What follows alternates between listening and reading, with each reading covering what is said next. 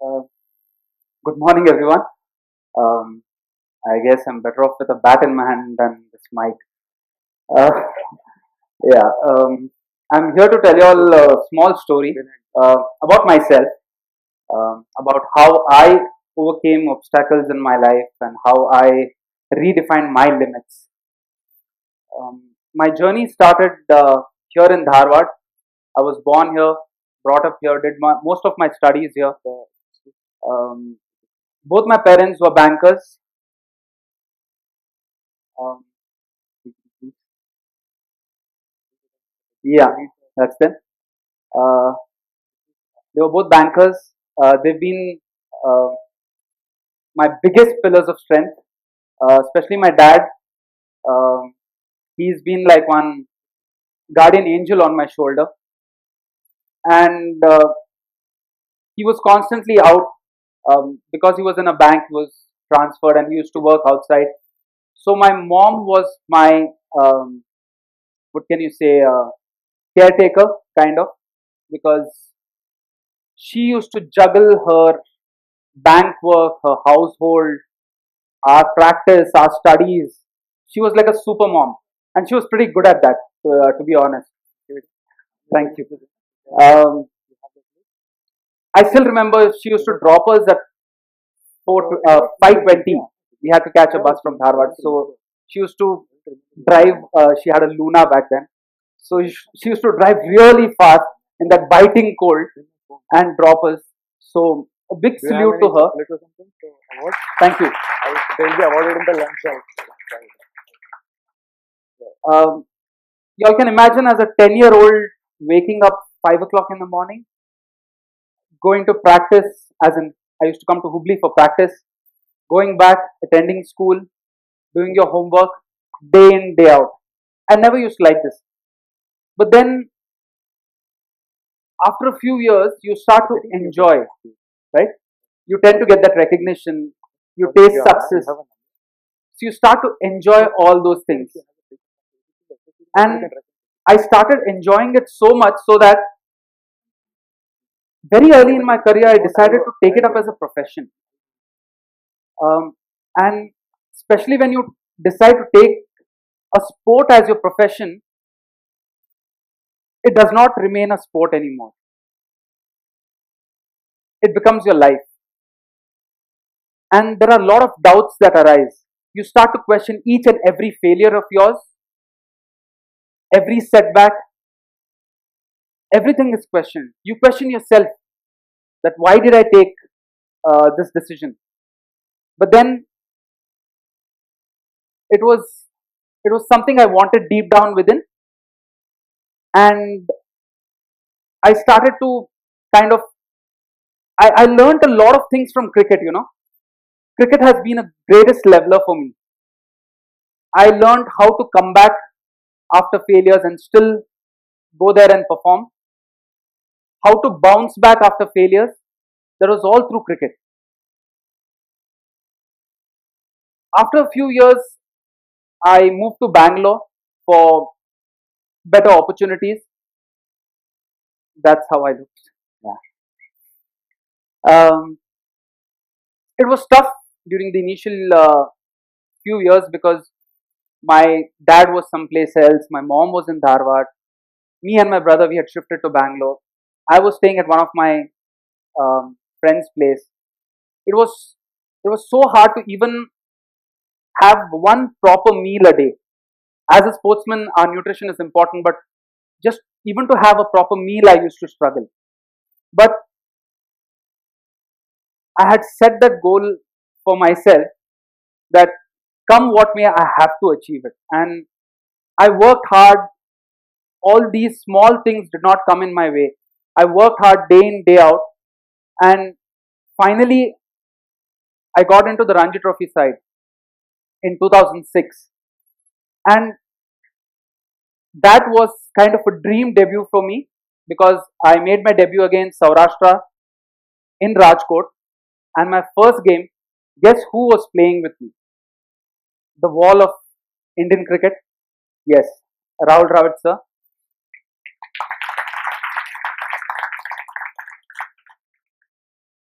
we've all grown up watching him, but playing with him was something out of this world. He handed over me my first Ranji Trophy cap. You know, I can't express in words what that meant to me, but just just that feeling is enough. And then from then on, I went on to play. That whole year went well for me. I played really well, but after that year,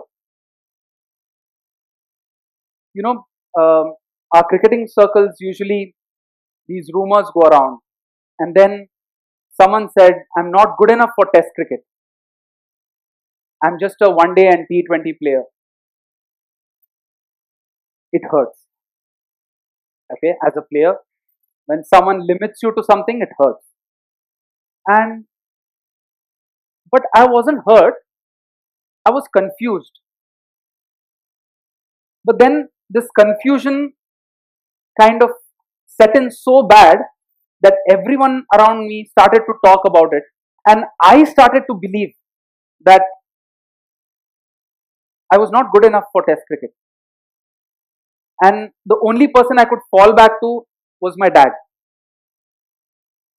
I went up to him, I spoke to him. He was like, "Boss, you've been playing Test cricket from the time you started playing cricket. T20 one days have come now. So what are you talking?" So he just reassured me, right? You need someone just to give you that pinch, little chavi. So I went back, I worked with my coach, Shirgupi sir, and I worked on my technique. I got back and I got amongst the runs in all formats. But guess what? I wasn't selected anywhere. But that was okay. Deep down within, I knew for the fact that I had overcome this limit that I had set for myself just by hearing to others, you know, your peer pressure, others talking around you. So I started working hard. I didn't give up. At any point I didn't give up. I just kept working. I just controlled the controllables, what I had. I could work hard, I could perform. That's all I could do, and that's what I did.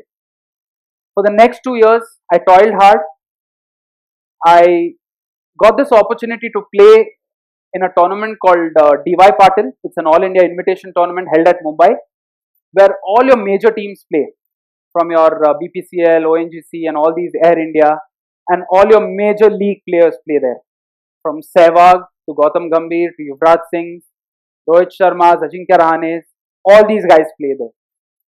And I guess it was that hard work of those 2 years, that consecutive for next 2 years, I won the Man of the Series awards there, which, thank you, which kind of opened the doors of IPL for me. And I got a call from RCB. RCB, yeah. Uh, yeah. So I got into RCB. Imagine me walking there in between these stalwarts of international cricket, from Chris Gale to AB de Villiers to Daniel Vettori to Virat Kohli to Zahir Khan to Anil Kumble to Venkatesh Prasad. Name them and they were there. It's like,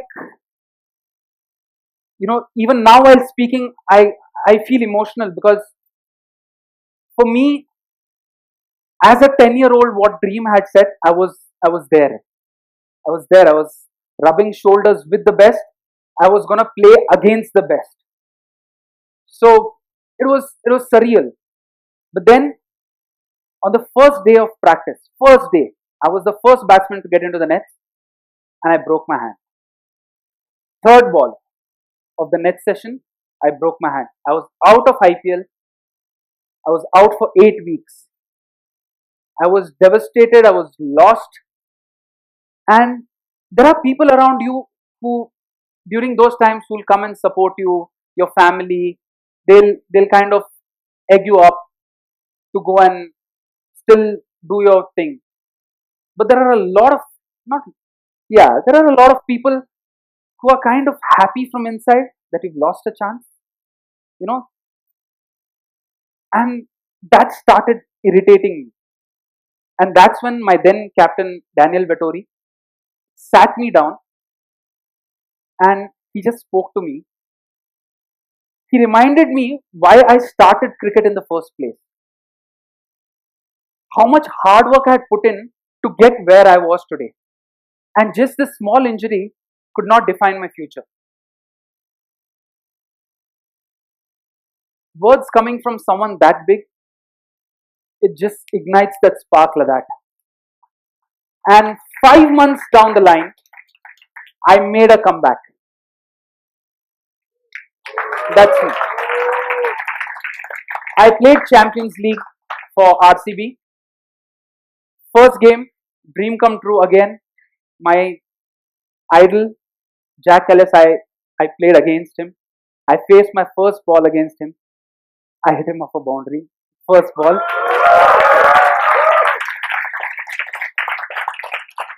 And in this series, I was amongst the top 5 wicket takers. The highlight being in the finals, I took a 3 wicket haul against the Mumbai Indians.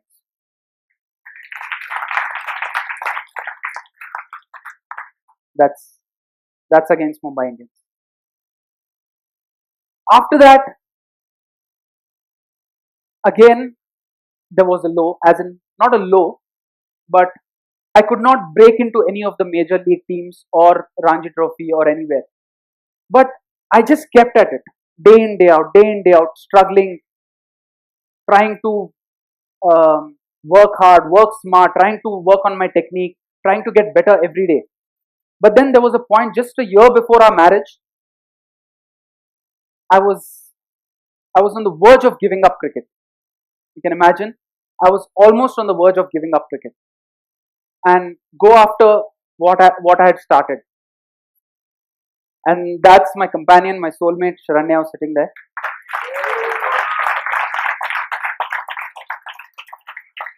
You know, she believed in me and kind of broke that limit, broke that boundary what I had set for myself. I was almost on the verge. I had closed down all doors.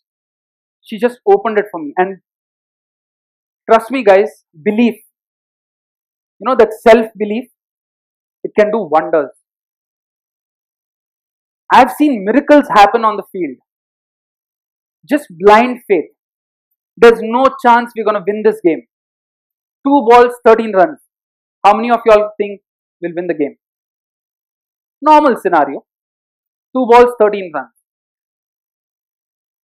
Very less. I've seen that happen. He bowls a no ball, boundary, next 2 balls, boundary, we're done. That's just because not an individual's faith, it's the 15 of us, the support staff, everyone together. That blind faith, block everything out, that it will happen, and it will happen. That's my wife. Later, once I kind of, that fire in me again started to burn, I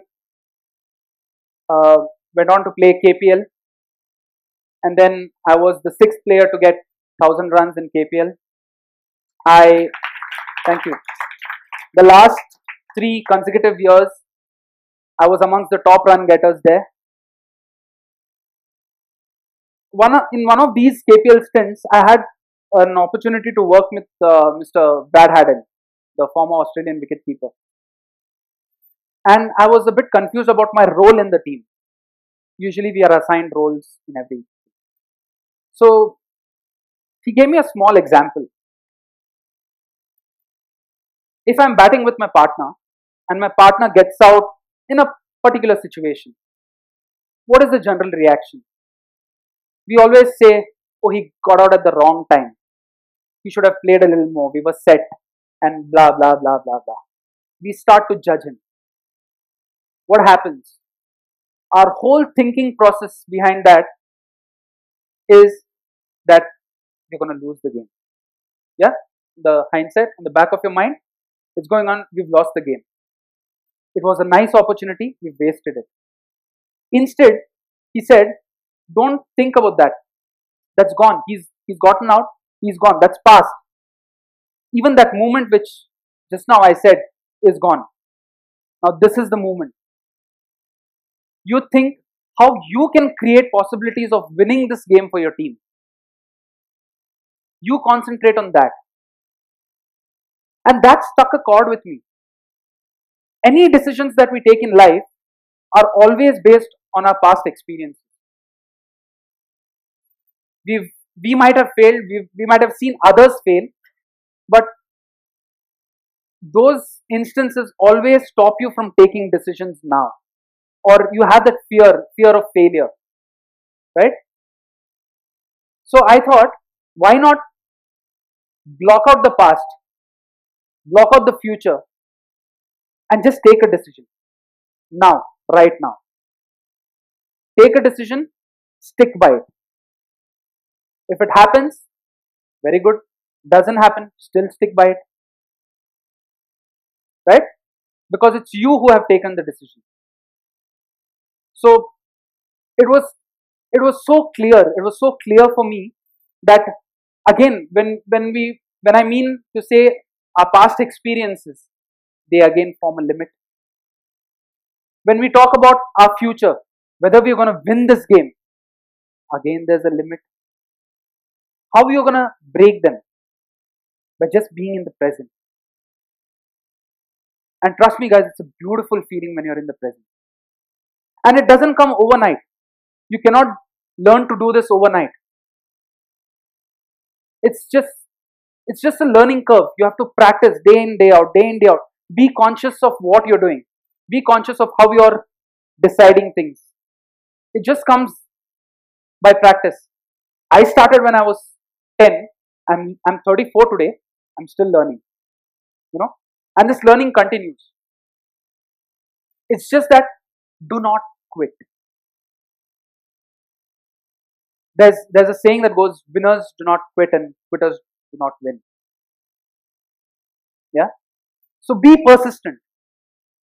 Be persistent. There's also a saying that goes by James Storm. He said, the universe always falls in love with the stubborn-hearted. Yeah? So keep at it. And remember, always remember one thing. Whatever limits and boundaries you've set for yourself or the society has set for you, everything is in your head. You've created it. You yourself have created it. And if you're so capable, if you're so imaginative and creative and capable of creating those boundaries, making those boundaries, you're definitely capable of redefining them. True? Thank you, ladies and gentlemen. Have a great day.